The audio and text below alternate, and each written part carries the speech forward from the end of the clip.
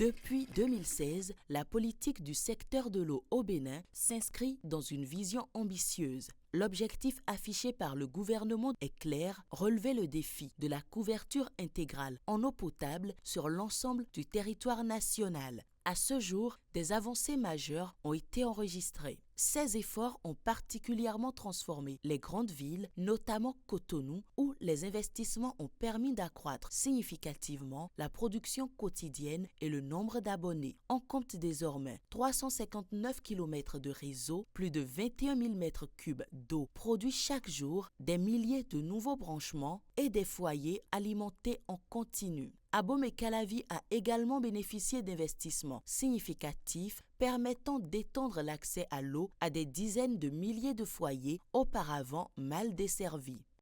Dans les quartiers d'Akpakpa, Agblangandan et Semepoji, l'eau était longtemps perçue comme un luxe. Afin d'y remédier, les autorités ont déclenché une action d'urgence estimée à près de 17 milliards de francs CFA. Un chantier d'envergure a été lancé comprenant une usine de traitement d'une capacité de 1000 m3 par heure, 4 nouveaux forages, 2 réservoirs de stockage, un système de télégestion moderne et plus de 35 km de canalisation installée sous terre. L'option du gouvernement était de doter durablement Akpakpa d'une infrastructure autonome et performante garantissant une distribution continue et sécurisée de l'eau potable. Le projet au départ, c'était de renforcer Akpakpa.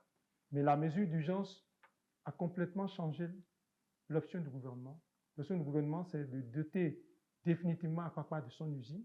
Et nous sommes allés jusqu'à Djara pour pouvoir trouver un champ captant qui nous a permis de mobiliser pratiquement 600 m3/h, c'est déjà très important, et de transporter l'eau depuis Djara en traversant la lagune de Port-Nouveau pour atterrir à PK18 et alimenter une usine ultra moderne. Au-delà des grandes villes, l'amélioration du service d'eau est visible dans de nombreuses localités du pays. Les investissements ont été orientés vers l'équilibre territorial, l'expansion des réseaux, la construction de nouveaux systèmes d'approvisionnement et la modernisation des équipements ont contribué à réduire progressivement les disparités d'accès.